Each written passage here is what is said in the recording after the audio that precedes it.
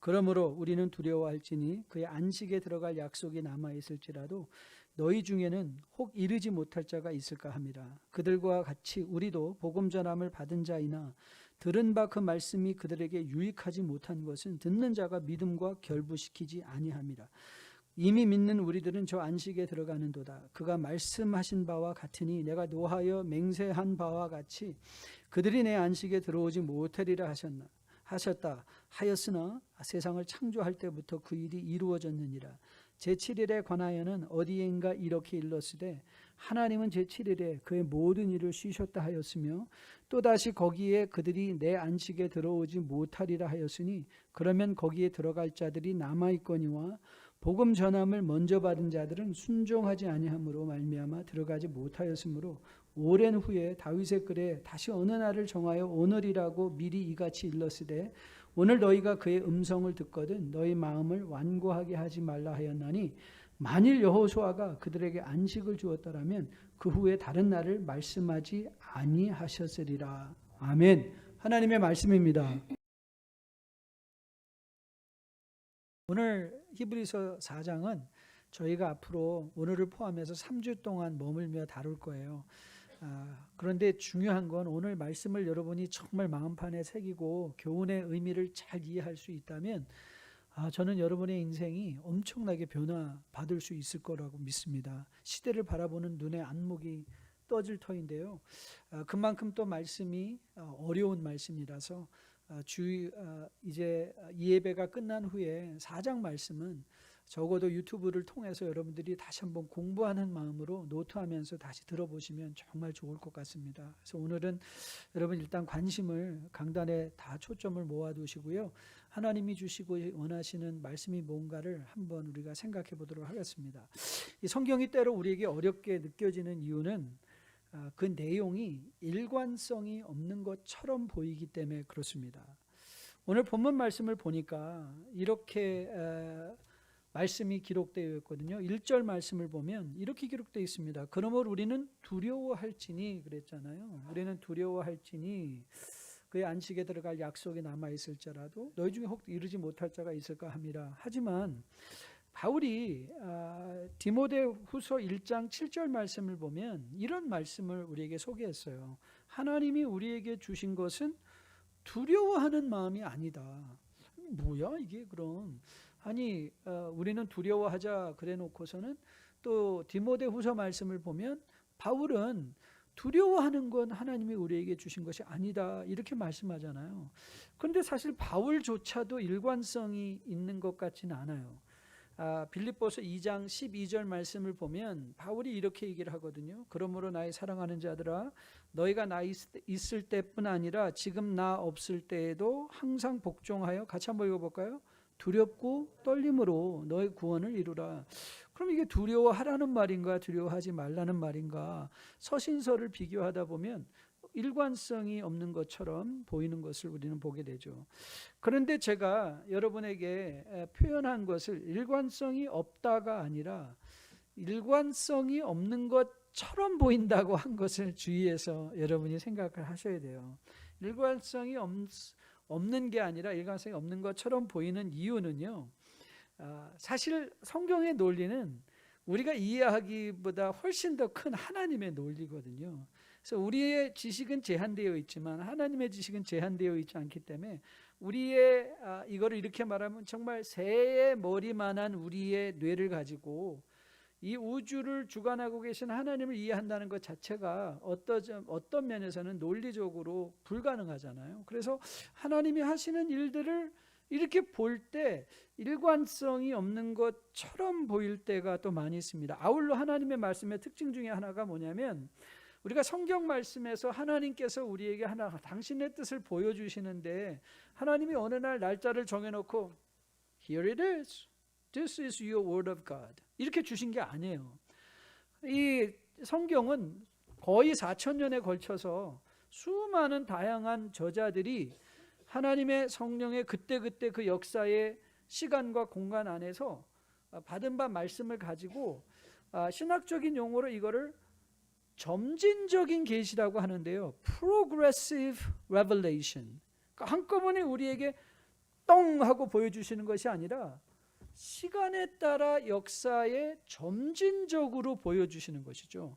그래서 점진적으로 보여주신다는 것은 마치 출애굽기에서 우리가 출애굽의 어린 양, 그렇죠? 기억하십니까? 그 어린 양을 잡아서 그 집의 도어포스트에 문설주에 발라두면 그 집안에 누가 있든지 간에 다 살아나는 것.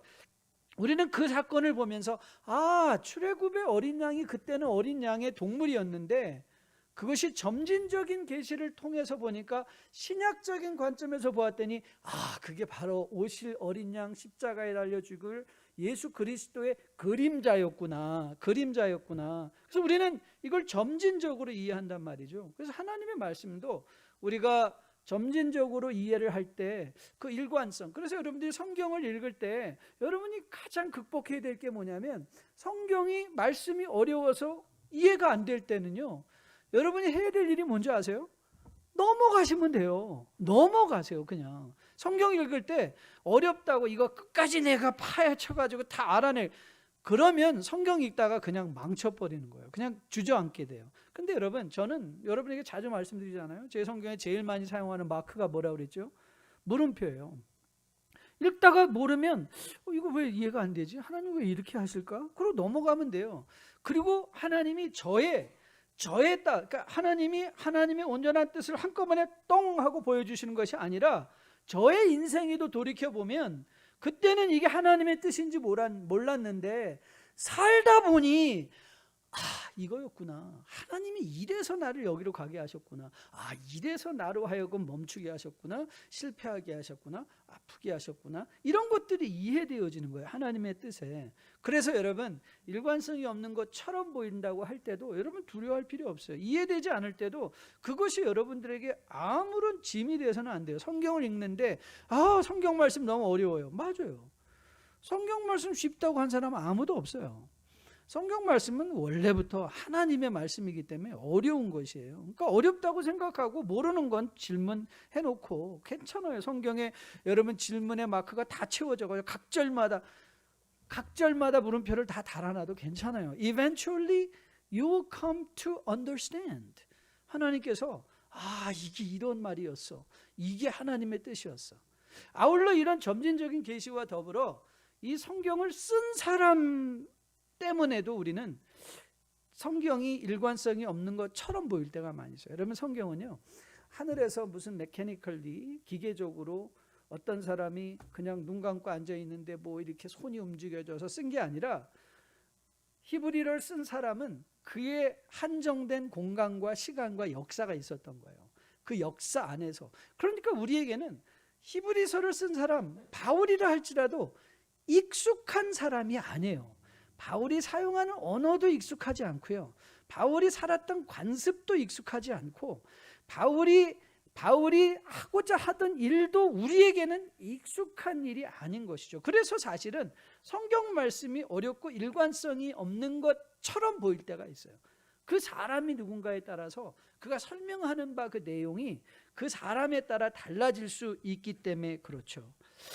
오늘 저는 여러분과 하려고 하는 것이 뭐냐면, 그래서 하나님이 교회에 저 같은 전문적인 성경을 공부한 사람을 세워주셔서 목사 삼으시고 말씀을 여러분과 함께 연구하고 공부한 것들을 나눔으로 말미암아 여러분 또한 성경을 보는 안목을 키워서 이제 성령의 도우심을 통하여 성경이 주고자 하는 그 말씀들을 스스로 받음으로 말미암아 그것이 힘이 되어 하나님이 의도하신 바 원하시는 복된 삶을 살아내게 하려 하시는 것으로 믿습니다. 그런 하나님의 축복이 오늘 우리에게 임하기를 소원합니다. 자, 그래서 오늘 여러분과 출발하려는 출발점은 뭐냐면, 왜 히브리서 기자는 두려워하자고 말했을까로부터 출발을 하는 거예요. 두려워하지 말라고 한 본문이 있는데 오늘 이 본문에서 히브리서 기자는 어떤 이유로 우리에게 두려워하라라고 말하고 있을까? 자, 그래서 그 문제를 1절부터 다시 보는 것으로 출발하려고 해요. 자, 1절 말씀을 보니까 그러므로 우리는 두려워할지니 그의 안식에 들어갈 약속이 남아 있을지라도 너희 중에 혹 이르지 못할 자가 있을까 함이라. 그런데 이 구절을 영어 성경을 통해서 보면 그 의미가 우리에게 새롭게 다가올 수가 있습니다.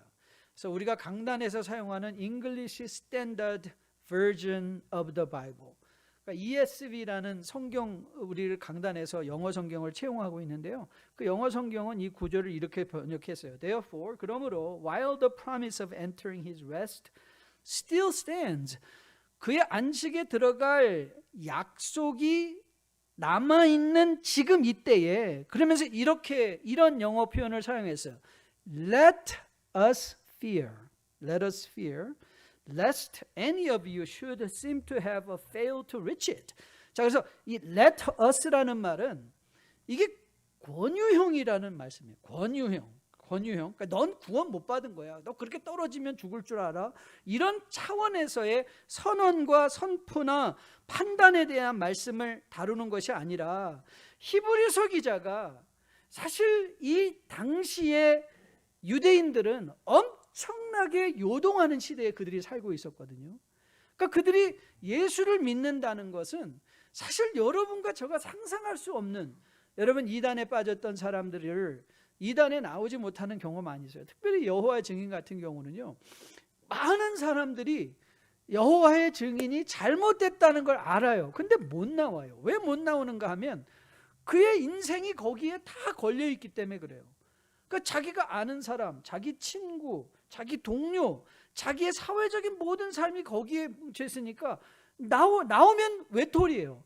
교회 가면 사람들이 저거 이단교회 출신이래, 색안경 끼고 바라보죠. 그러니까 여러분, 우리 주의해야 돼요. 이단교회에서 혹시 이단 믿음을 갖고 있다가 회복해서 오신 분들은요, 여러분, 우리가 배나 조심해서 그들을 격려하고 그들을 포용할 줄 알아야 돼요. 그들이 느끼거든요. 교회 와서도 자기는 외톨이인 것처럼 교회에 적응하지 못해요. 그러니까 이 세상을 외롭게 살아가다 보니까 그들이 다시 돌아갈 유혹을 받기도 하고요, 아니면 나오지를 못하는 거예요. 여러분, 그때 유대인의 공동체라는 건요, 유대인이라는 건 유대인들에게 전부였어요. 교육의 전부였어요. 그들이 아이들을 어떻게 교육시켰어요? 그들의 학교는 시나고그, 공회당이었어요.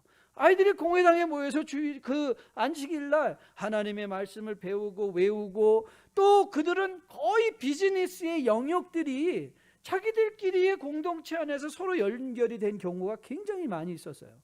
그러니까 유대인들이 유대인의 공동체를 떠난다는 건요, 그건 엄청난 세상이 무너지는 일과 같았던 것이에요.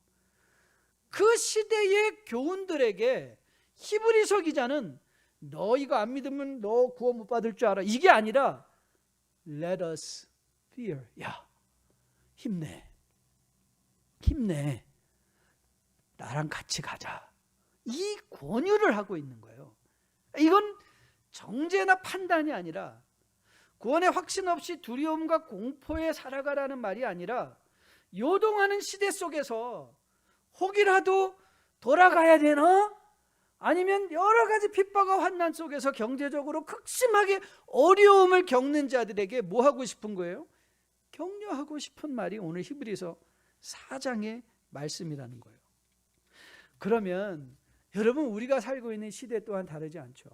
코로나 바이러스 이후의 시대를 여러분에게 4글자로 설명한 거 기억하시죠? volatile. 너무 요동하고 있어요. uncertain, 불확실해요. 이 가스값이 언제 또 올라갈 거야, 내려갈 거야. 빵값이 올라갈 거야, 내려갈 거야.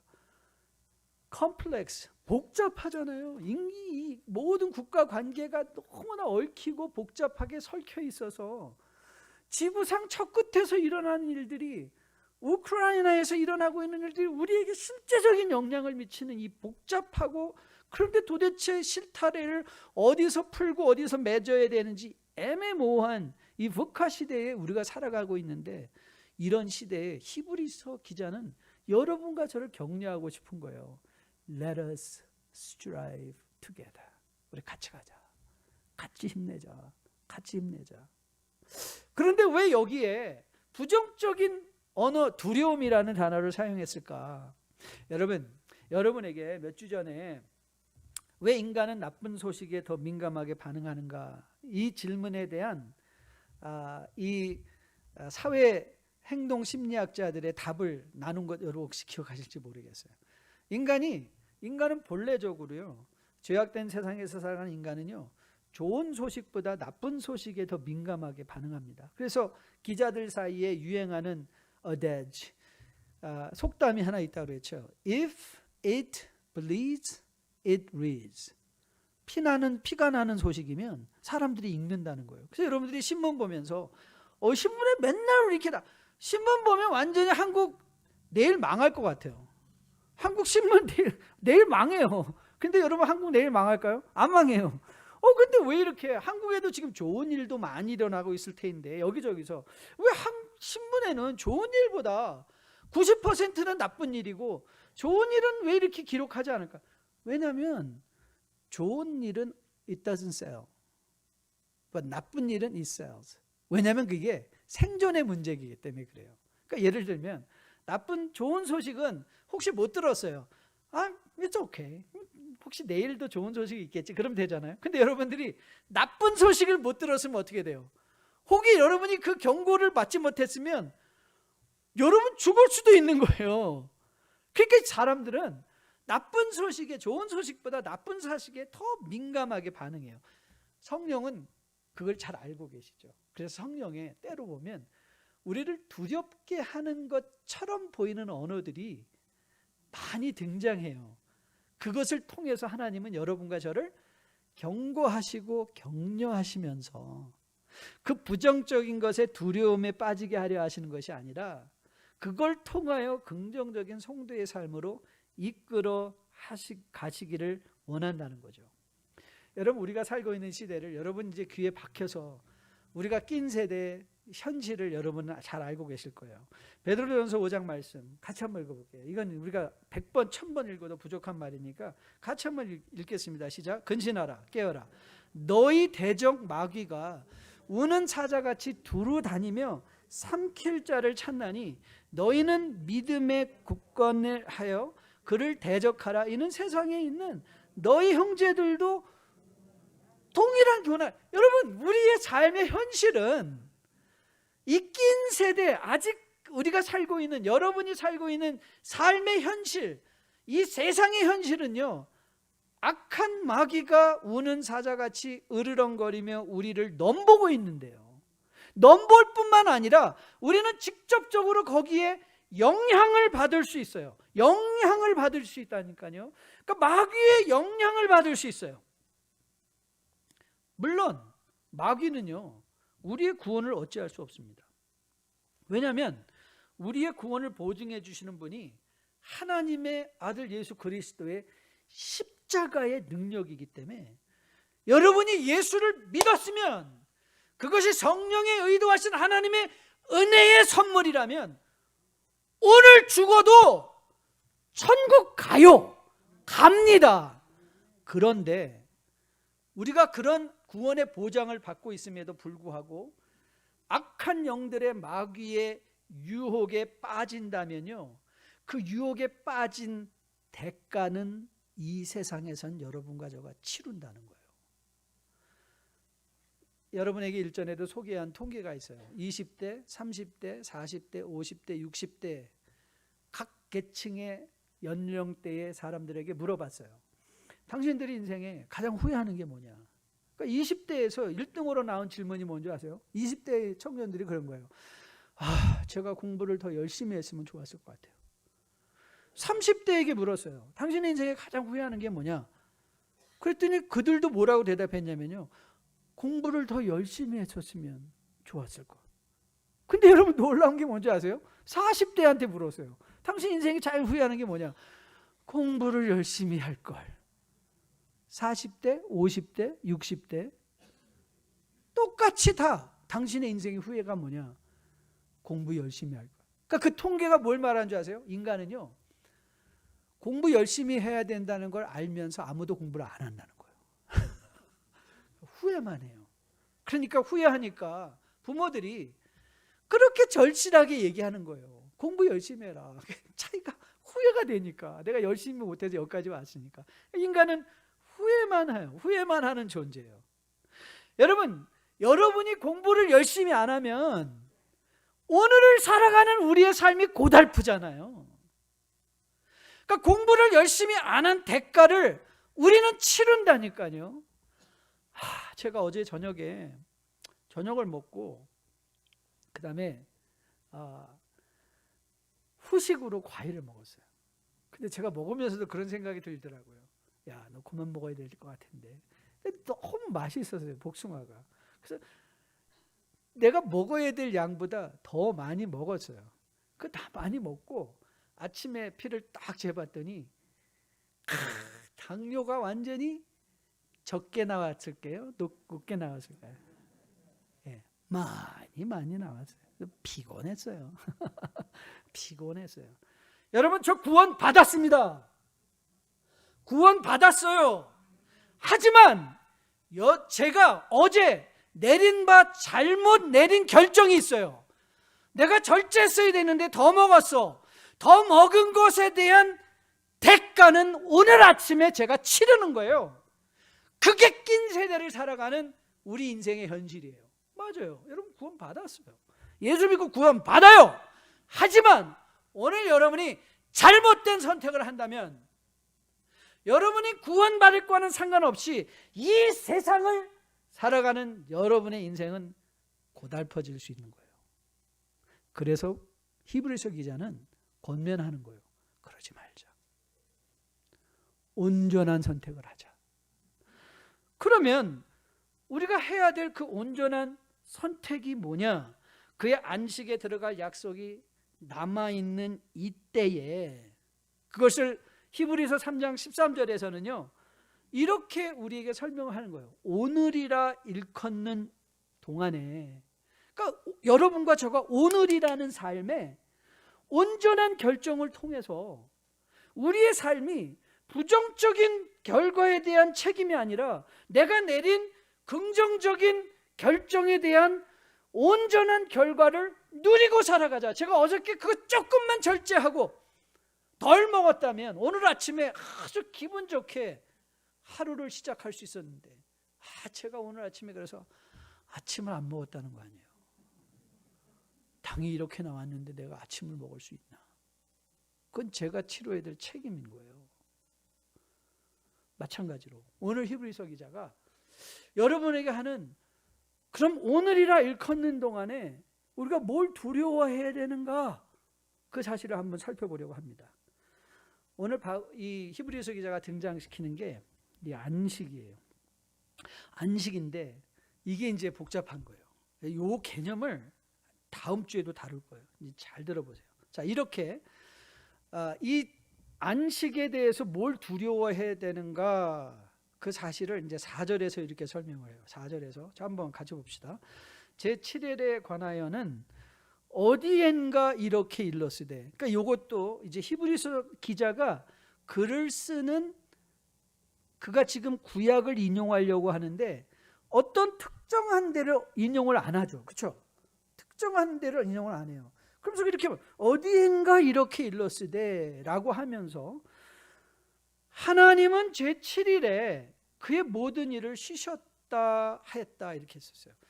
여러분, 이 유대인들이 어디엔가 일러스들의 제7일에 관해서는 그러면 그들은 두 군데가 생각이 날 거예요. 두 군데 안식의 개념이 생각나요. 그런데 오늘 히브리서 기자는 어디엔가 일러스되 하는 말을 어디로 연결시키냐면 창세기로 연결시키고 있는 거예요. 창세기. 그러니까 오늘 히브리서 기자가 말하고 싶어 하는 것은 무엇인가? 하나님의 안식을 얘기하고 싶은 거예요. 그러니까 우리가 누려야 될 것, 우리가 놓치고 우리가 오늘 놓치기 쉬운 게 뭐냐면 이 하나님의 안식이라는 거예요. 그럼 이 하나님의 안식은 뭘까? 그럼 다른 데서 무슨 안식을 다른 데 또 안식을 얘기해요. 거기 어디냐면 모세가 율법으로 안식을 거룩하게 지키라는 십계명에도 안식이 등장해요. 그러면 아니 목사님 그거 같은 거 아니에요? 모세가 안식일을 거룩하게 지키라는 게 그 하나님이 안식하셨다라는 것과 같은 거 아닌가요? 굉장히 다릅니다. 제가 이렇게 설명해 드릴게요. 여러분, 하나님께서 제7일에 제6일 동안의 창조 사역을 마치시고 안식하셨다는 것은 무슨 뜻일까요? 주님께서 6일 동안 하나님께서 열심히 일하셨어요. 우주도 만들고 별도 만들고 이 은하계도 만들고 이 땅도 만들고 이 땅 안에 속한 모든 식물도 다 만드시고 인간까지 하셨더니 이제 6일 되니까 I'm so tired. I need to rest. 내가 이제 너무 힘들어서 하루 쉬고 월요일 날 다시 일해야지, 이런 건가요? 아니에요. 하나님이 안식하셨다라는 것은요, It is done. It is finished. 완성됐다는 거예요. 완성하셨다. 그러니까 월요일 날 더 할 게 없으신 거예요. 그러니까 쉬는 거예요. 월요일 날 더 할 일이 없기 때문에. 그런데 이제 여기 이제 개념이 들어갑니다. 하나님께서 창조를 다 마치신 후에 인간들에게 명령하신 중요한 명령이 있어요. 그 명령이 뭐냐면 창세기 1장 22절부터 28절에 거쳐서 거기에 아주 유명한 대사명이 하나 등장하는데요. 창세기 1장 28절에서 그 하나님의 완성된 세계 속에 들어온 인간들에게 생육하고 번성하라 그랬어요. 생육하고 번성하라. 그럼 여러분, 생육하고 번성하기 위해서는 일을 해야 되나요? 하지 않아야 되나요? 당연히 해야죠. 당연히 해야죠. 그러니까 그런데 우리가 하나님의 영원한 안식에 들어가서 인간들이 하는 일은요, 그 일을 통하여 없는 것을 만들어내는 대가성의 일이 아니라 하나님이 만들어 놓으신 이 놀라운 위대한 창조를 누리는 일인 거예요. 누리는 일. 그런데 인간들이 죄를 짓고 그 하나님의 영원한 안식에서 쫓겨났어요.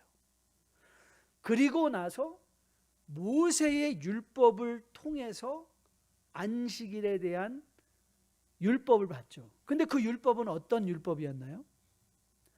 네, 하루 쉬고 그 다음날 또 일하는 안식이에요.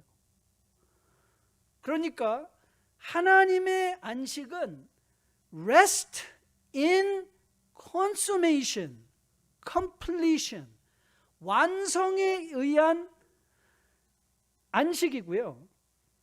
이 모세의 율법의 안식은 뭐냐면 너 오늘 하루 쉬고 내일 또 일해. rest from work인 거예요. 자, 이걸 이렇게 설명해 볼까요? 여러분, 주님께서 십자가 위에서 마지막으로 하신 말이 뭐죠? 마지막으로 하신 말, 가상치론의 마지막, 다 내일 또 하자 가 아니에요. 다 이루셨어요. 그러니까 여러분과 저의 구원은요, it is already perfected on the cross. 십자가 위에서 온전히 완벽한 구원이에요. 부족한 게 없어요. 그래서 여러분과 저가 오늘 내가 죽어도 천국 가는 거예요.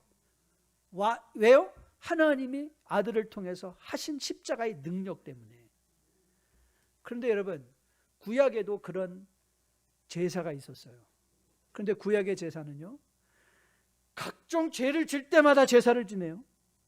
그리고 또 1년에 한 번씩 대속죄일에 제사를 지내요. 근데 그 한 번 제사를 지내고 나면 그 제사의 영향력은 몇 년? 1년인 거예요. 또 제사를 지내야 돼요. 그러니까 그것이 제사로부터의 쉼이지 완성된 하나님의 구원으로부터의 누림이 아닌 거예요. 이 차이를 여러분이 이해하셔야 돼요. 우리는 많은 경우에 안식하면 무슨 생각을 하냐면 일 안 하고 팡팡 놀아야지. 일을 안 하는 게 안식이 아니에요. 일을 안 하는 게 안식이 아니라 우리는 계속 일을 해야 돼요. 계속 일을 해야 돼요. 그런데 그 일을 하는 성격이 다른 거예요. 일을 하는 성격이 달라요. 무슨 성격? 그 전에는 대가성으로 없는 것을 내가 있는 것으로 만들어서 나의 필요를 채우는 일이었다면 하나님께서 이미 베풀어 주신 모든 일들을 이제 누리며 살아가는 일과 대가를 얻어내기 위한 일들은 다른 거예요. 그러니까 여러분 어르신들이 그러잖아요. 아니 어르신이 아니라 모든 사람들이 나 이제 은퇴하면 아무것도 안 하고 놓을 거야. 그럼 여러분, 여러분의 인생은 도태해서 죽습니다. 인간은 창조의 특징상 무언가를 하도록, 하나님과 동행해서 무언가를 하도록 부르심을 받은 사람들이에요. 여러분 우리 교회도 골프 치시는 분들 많으시죠. 저는 골프 치는 사람도 뭐 이상해요. 아니 내가 지금 지고 가는 인생의 짐도 무거워 죽겠는데 그 골프백을 치고 얼굴 새까맣게 타면서 그 18 코스를 땀을 뻘뻘 흘리고 걸어가면서 재밌다, 너무 좋다, 내일 또 왔으면 좋겠어. 여러분 그게 왜 그런 거예요? 그거는요, 같은 땀을 흘리는 일인데 성격이 다른 거예요. 성격이 다른 일인 거예요. 골프는 누림의 일이고요. 여러분이 직장 갈 때 왜 코 낀 것처럼 오늘도 골프장 갈 때는 새벽 4시에 벌떡벌떡 일어나지는데, 아니 어떻게 이렇게 일 가려면은 5분 더 골프 치러 갈 때는 벌떡 일어나가지고 아무데도 안 아픈 것 같은데 일하러 가려면 이렇게 몸은 다 쑤시고 삭신이 쑤시고 가기가 싫지. 왜 그런 줄 아세요? 일의 내용이 다른 거예요. 목적이 다른 거예요. 우리가 이걸 놓치면 안 돼요. 여러분 주님께서 우리를 초대하실 때에 주님께서 이렇게 초대하시죠. 마태복음 11장인데요. 수고하고 무거운 짐진 자들아 다 내게로 오라, 내가 너희를 쉬게 하리라. 그러니까 우리는 그래 이제 내 짐 다 내려놓고 이제 쉬자, 놀자, no more work. 그런데 여러분 29절은 이렇게 계속됩니다. 나는 마음이 온유하고 겸손하니 나의 멍에를 메고 내게 배우라. 그리하면 너의 마음이 쉼을 얻는다 그랬어요. 멍에가 없기 때문에, 할 일이 없기 때문에 누리는 쉼이 아니라 할 일 가운데 누리는 쉼인 거예요. 할 일 가운데 누리는 쉼. 여러분이 잘 아는 시편 23편에 이렇게 설명하죠. 1절이에요. 여호와는 나의 목자시니 내게 부족함이 없으리로다. 그가 나를 푸른 풀밭에 누이시며 쉴만한 물가로 인도하시는도다. 내 영혼을 소생시키시고 자기 이름을 위하여 의의 길로 인도하시는도다. 여기까지는 완전한 안식이에요. 쉴만한 물가에서 목자 되신 예수 그리스도가 한 거닐는 그 한적한 여유로운 모습. 근데 4절은 이렇게 시작해요. 내가 사망의 음침한 골짜기를 다닐지라도. 여러분 다윗이 내가 원수의 목전에 서 있을지라도. 그러니까 여러분 다윗이 안식을 누린 건 아무것도 안 하고 I'm on vacation이 아닌 거예요. 그는 아직도 사망의 음침한 골짜기에 있어요. 그는 아직도 원수의 목전 앞에 있어요. 하지만 그는 원수의 목전 앞에서도 잔치하는 누림이 있는 거예요. 일을 안 하기 때문이 아니라 일을 하는데 그 일에 누림이 있는 거예요. 오늘 우리가 이 안식에 동참하지 못할까 두려워하라는 말은 여러분의 인생에 이 일을 찾으라는 거예요. 하나님과 함께함으로 누리는 안식을, 하나님과 함께하기 때문에 누리는 여유를, 하나님과 함께하기 때문에 내가 쉴 만한 물가에 누워있는 것과도 같은 세상에 대한 자신감을 가지라. 그래서 우리가 안식년을 한다 할 때 우리 교회 직분자들도 안식년을 하잖아요. 근데 그 안식년을 할 때 일을 안 하는 게 아니라 다른 일을 하는 거예요. 토롤리 다른 일을 하는 거예요. 그러니까 여러분 우리가 단기 선교 가면요 엄청 힘듭니다. 한번에 가면요 이 단기 선교는 도착하는 날부터 내가 도대체 무슨 영화를 누리려고 여기 왔지? 이 땀나고 모기에 더러움에 먼지에 내가 왜 왔지? 근데 여러분 떠나올 때는요 마음이 너무나 감사해요. 이게 하나님의 하시는 일이 현장이구나. 그러니까 거기서 누리는 누림이 있는 거예요. 그리고 여러분 오늘 히브리서 기자가 여러분들에게 권면하면서 부정적인 차원에서 이거 놓치지 않도록 두려워하자 하는 말이 뭐냐면 우리는 이 세상에서 세상의 것들은 계속해서 이 안식, 이 자신감, 이 하나님의 놀라운 선물을 빼앗아 가려고 한다는 거예요. 이 안식에서 떨어져 나가. 그래서 하루 아침에 시작할 때부터 두려운 거예요. 내가 오늘도 살아날 수 있을까? 왜냐하면 여러분이 여러분의 구원을 이루려면 그게 두렵잖아요. 여러분이 여러분의 인생의 모든 것을 채워야 된다면, 여러분이 여러분의 자녀들을 부모로서 끝까지 얘네들이 책임져야 된다면, 저는 그 중압감이 너무나 심했어요. 아이들을 내가 어떻게 끌고 다니나, 이 자식들을 내가 가는 데마다 다 쫓아다녀서 헬리콥터 데드처럼 어디든지 쫓아다녀 이거 하는 거 일거수일투족. 그런데 이 자식들이 커가면서 그런 부모님들의 관심도 싫어해요. 그러니까 어떻게 하겠어요? 그러면 계속해서 노심초사, 이거 어디 가서 잘못되면 어떡하나. 근데 여러분, 언제 안식할 수 있죠? 이 아이를 하나님께 맡기는 거예요. 하나님께 맡기는 거예요. 그게 제가 그 기도를 했어요. 하나님, 제가 봤더니 내가 아버지지만 내가 할 수 없는 일이 너무 많습니다. 자식을 위해서 할 수 있는 일이 너무 많. 하나님, 제가 이제 우리 자식들을 하나님 앞에 맡겨야 됩니다. 그렇다고 제가 아무 일도 안 하나요? 아니에요. 아직도 늦게 들어오면 잔소리는 못하지만 깨어 있는 거예요. 여기 언제 들어오지? 그래서 그라지 소리가 들리면 얼른 불 끄고, 혹시 들킬까 봐, 깨어 있다는 거 들킬까 봐, 그리고 자는 거예요. 그런데 안심해요. 왜요? 하나님의 보호하심 아래 있다. 이게 히브리서 기자가 여러분과 저에게 목이 터져라 외치며 이거 놓치면 안 됩니다. 이거 놓치지 마십시오. 이 말하고 싶은 거예요. 여러분 가운데 나 이제 빨리 일 안 하고 노는 날 왔으면 좋겠어. 그런 생각 가지신 분들 얼른 다 내려놓으시기를 주님의 이름으로 축복드립니다. 일 안 하는 거 여러분 지옥입니다.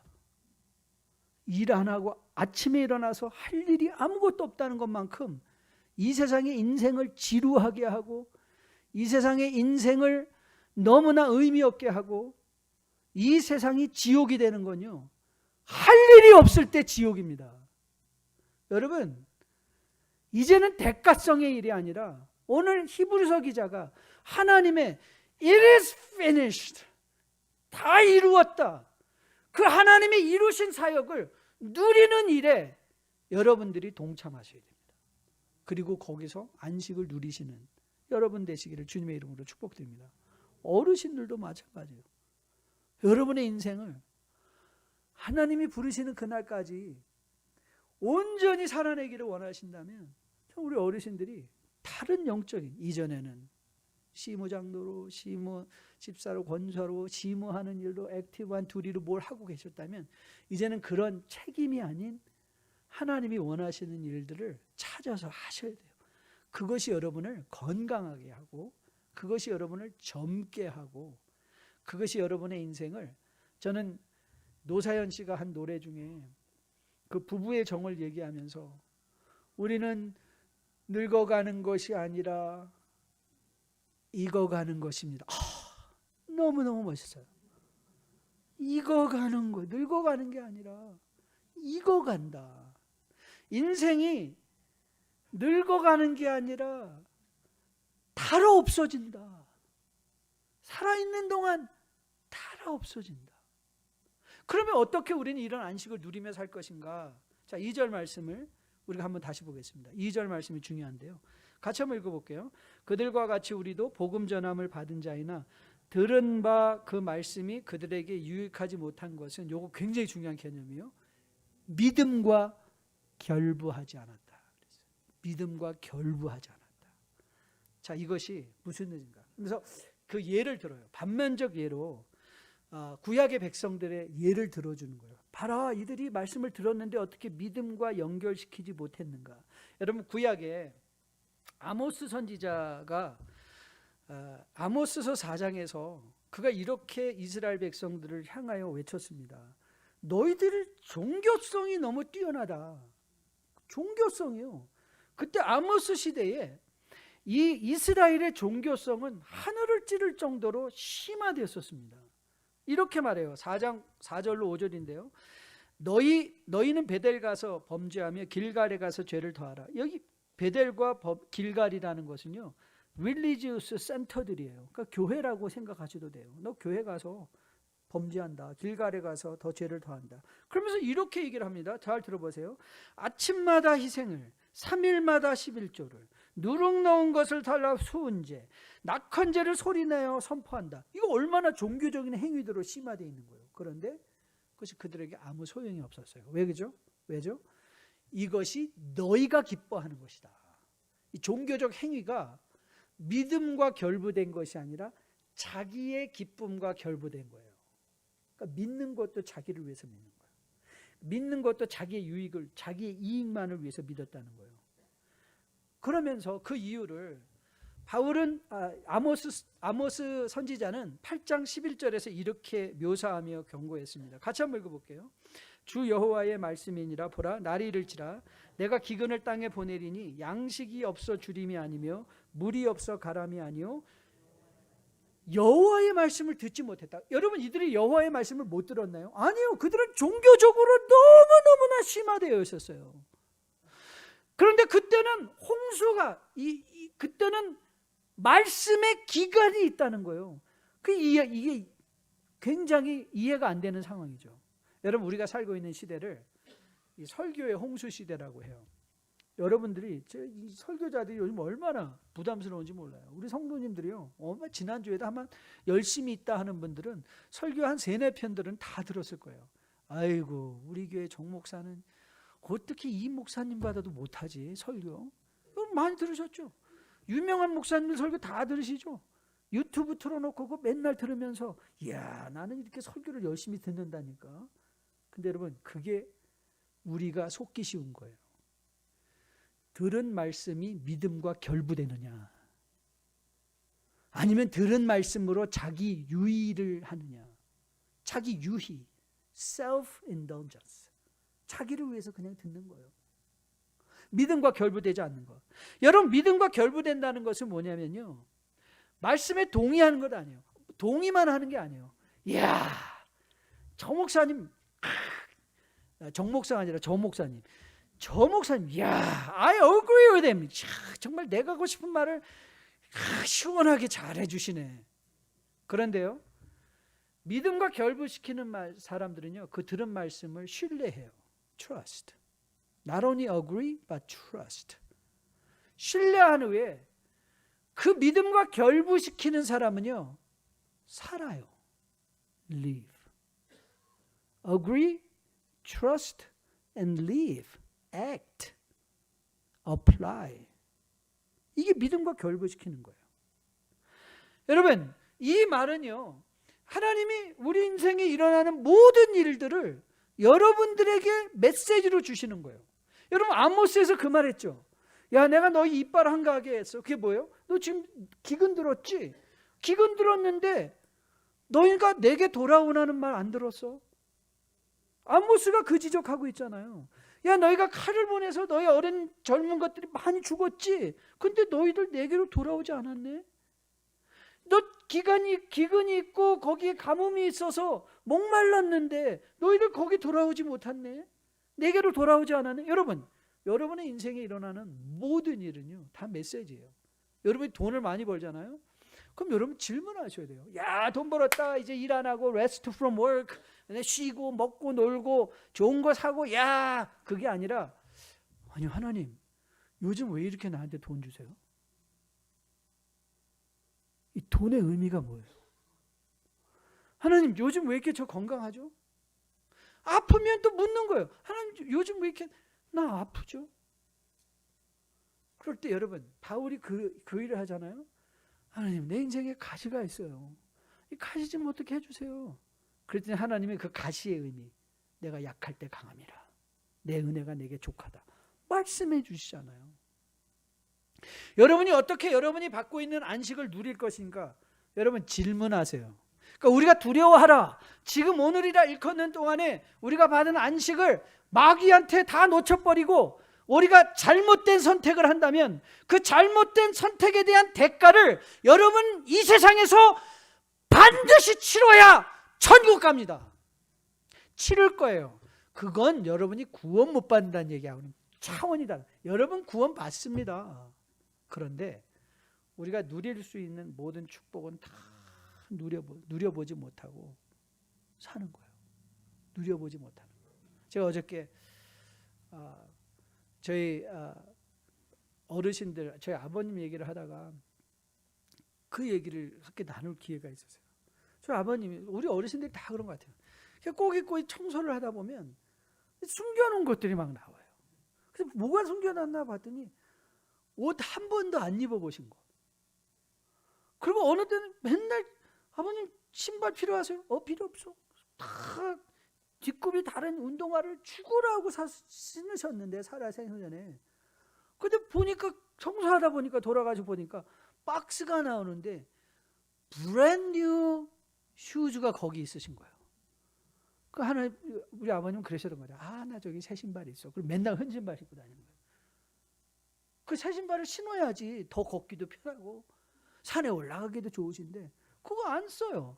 사용하지 못해요. 그러니까는 새 거를 갖고 있는 의미가 없어요.